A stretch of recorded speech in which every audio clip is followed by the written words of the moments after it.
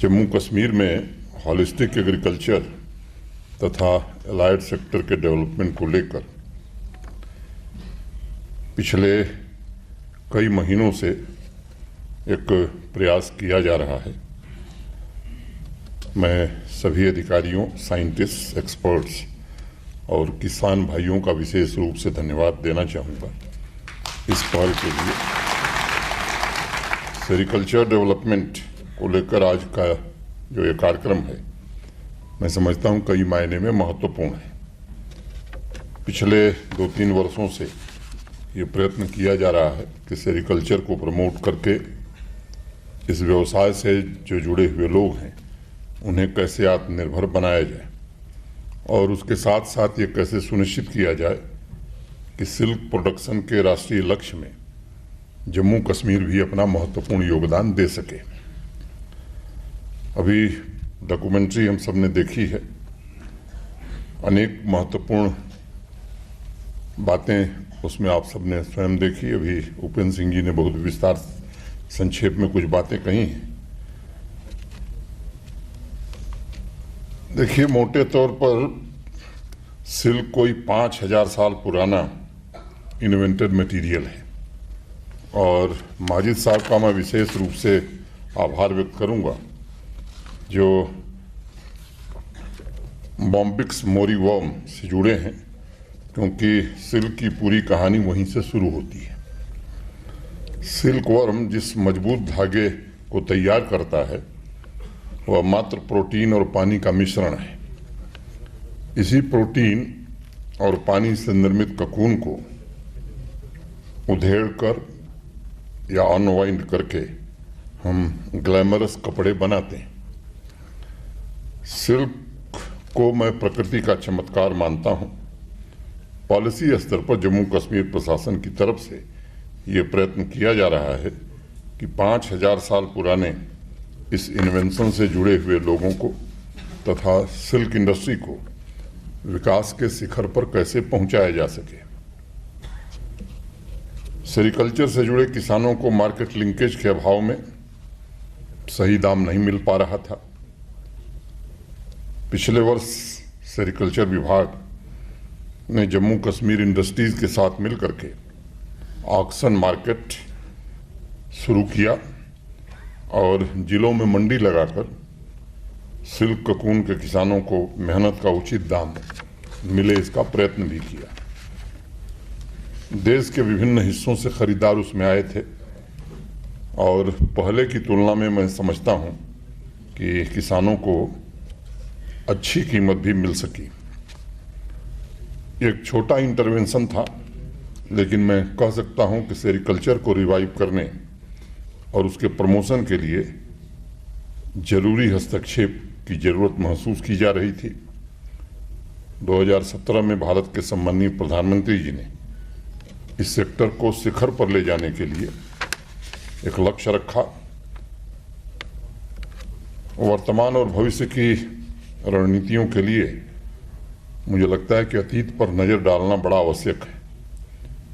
जम्मू कश्मीर के पुराने दस्तावेजों को अगर आप पढ़ेंगे तो सेरिकल्चर को प्रमोट करने के लिए 1869 में महाराजा रणवीर सिंह जी ने व्यापक स्तर पर प्रयास किया था। हालांकि उस दौर में साइंटिफिक तकनीक का अभाव था, कई दिक्कतें भी थीं, लेकिन उनकी कोशिशों ने यह साबित किया कि जम्मू कश्मीर में हाई क्वालिटी का सिल्क प्रोड्यूस करने की क्षमता है। 1894 में जम्मू कश्मीर ने सिल्क का एक्सपोर्ट शुरू किया था और इटालियन मशीन की मदद से 1897 तक एक इंडस्ट्री के रूप में इसे विकसित करने में सफलता प्राप्त की थी। 1897 के जो आंकड़े हैं, 150 किसानों को विदेश से इंपोर्ट किए गए सीड की सुविधा उपलब्ध कराई गई थी और 1906 के आसपास लगभग 14,000 जमींदार इस व्यवसाय से जुड़ पाए थे। उस जमाने में 1897 से 1906 के 9 वर्षों के दरमियान जम्मू कश्मीर ने 15.4 लाख रुपए के सिल्क का एक्सपोर्ट भी किया था। कुछ ऐसे ऐतिहासिक तथ्य हैं ये जो इस बात की तरफ संकेत करते हैं कि जम्मू कश्मीर में सेरिकल्चर का इतिहास बड़ा समृद्ध रहा है और आज के आधुनिक युग में भी research, training, technique, seed organisation के विस्तार, मार्केट डेवलपमेंट, क्वालिटी सर्टिफिकेशन और ब्रांड प्रमोशन के द्वारा इस सेक्टर को पुनः ऊंचाई पर हम ले जा सकते हैं।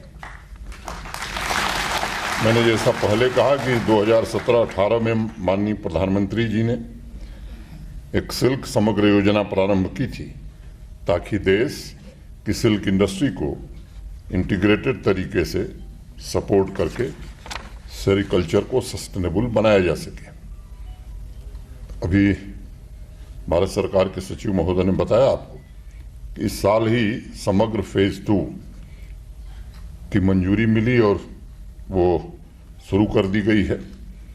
रिसर्च एवं development, training, transfer of technology, IT intervention के लिए देश के 3 महत्वपूर्ण सेंटर में से एक सेंटर पैम्पोर को बनाया गया है। इसके लिए हम भारत सरकार के आभारी हैं।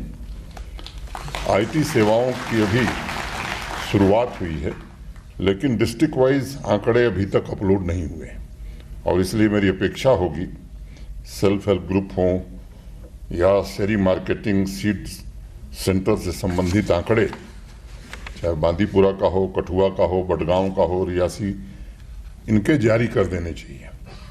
खासकर मलबरी ट्री के सीड सेंटर्स की जानकारी और सुविधा इच्छुक किसानों को मिले, ये हमें निश्चित रूप से सुनिश्चित करना चाहिए। आप लोगों को सिल्क की कहानी आप में से अनेक लोगों को याद है। ऐसा कहा जाता है कि चीन में 5000 साल पहले सिल्क का आविष्कार हुआ था। तब 3000 साल तक चीन के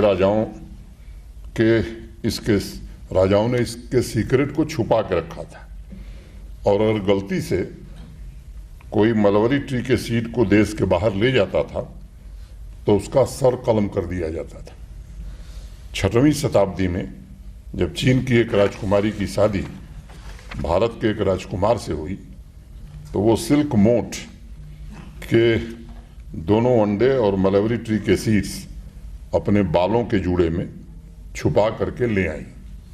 चूंकि वो राजकुमारी थी इसलिए चीन की सीमा पर पहरेदारों ने हिम्मत नहीं की, गुस्ताखी नहीं की कि उनके बाल को छू सकें।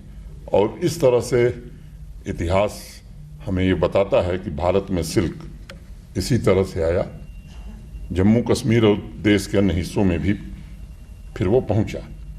ये कहानी कितनी सच है इस पर बहस हो सकती है, लेकिन ये सच है कि सिल्क एक ऐसा सेक्टर है जिससे पुरातन संस्कृति भी जुड़ी हुई है और ये हमारा दायित्व है कि आज के मॉडर्न युग में लोगों को सुविधा और जानकारी बिना किसी बाधा के, बिना किसी अड़चन के पहुंचाई है।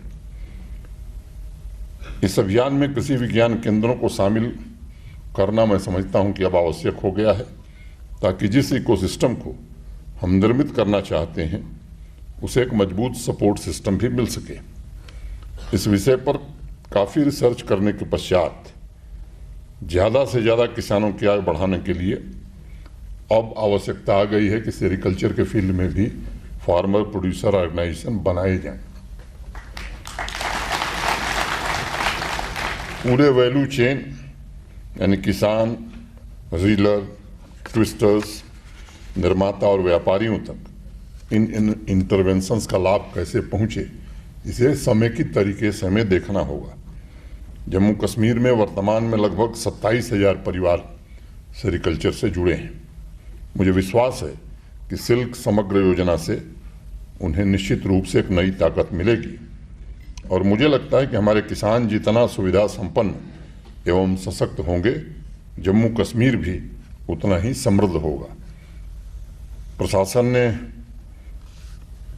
रिवॉल्विंग फंड को 70 लाख रुपए से बढ़ाकर 3.5 करोड़ रुपए कर दिया है।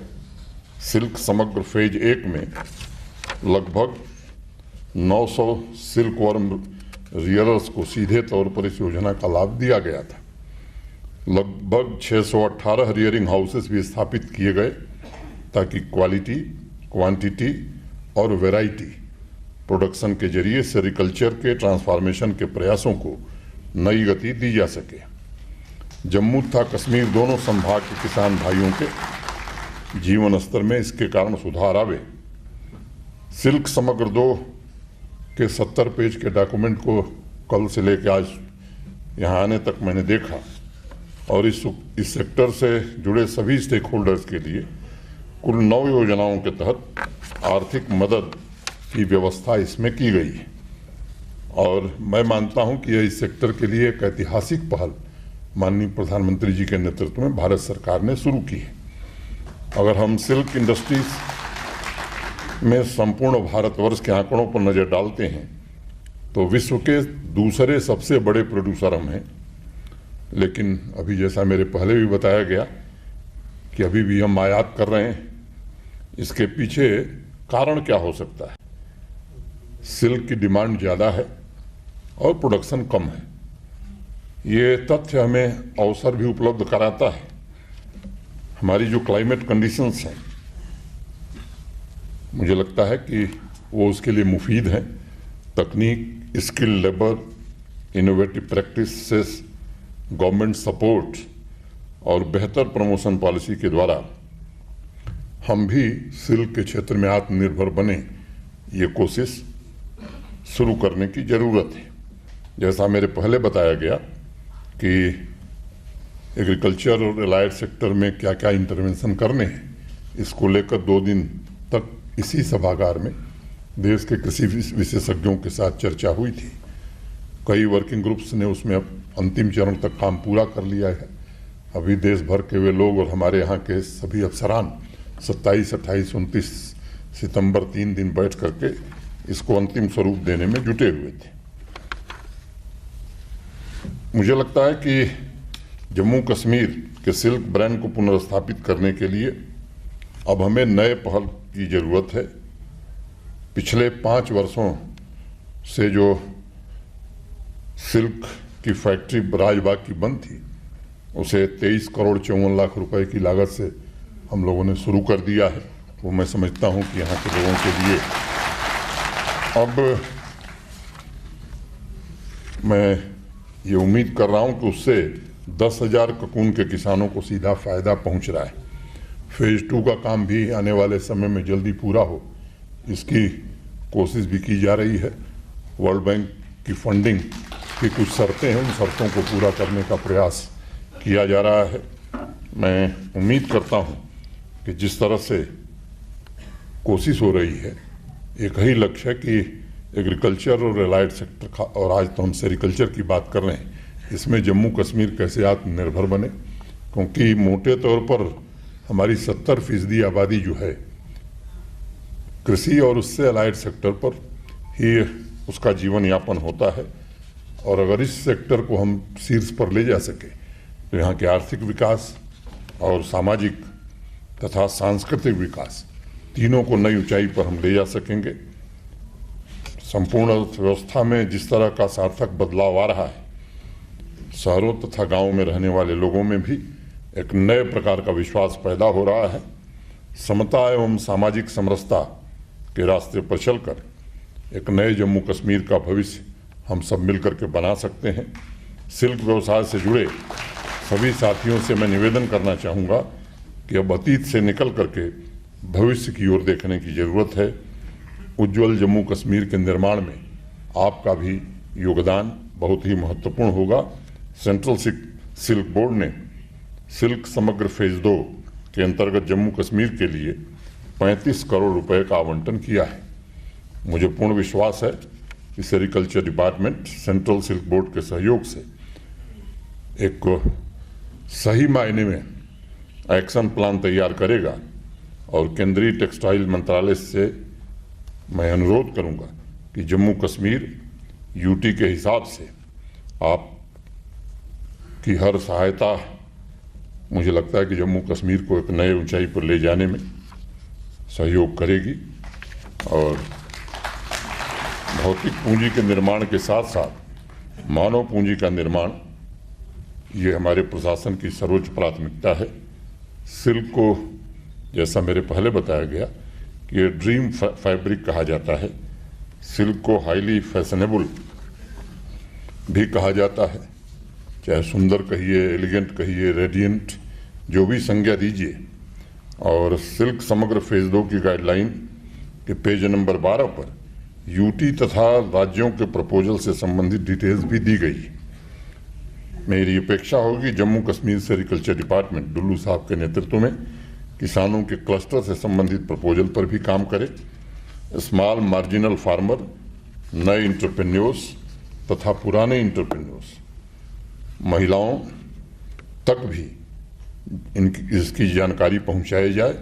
इस बात का विशेष ध्यान रखा जाए कि मानव पूंजी को इस सेक्टर का अभिन्न अंग बनाकर उसको आर्थिक स्वतंत्रता का लक्ष्य कैसे मिले, इस पर हमें काम करने की ज़रूरत है।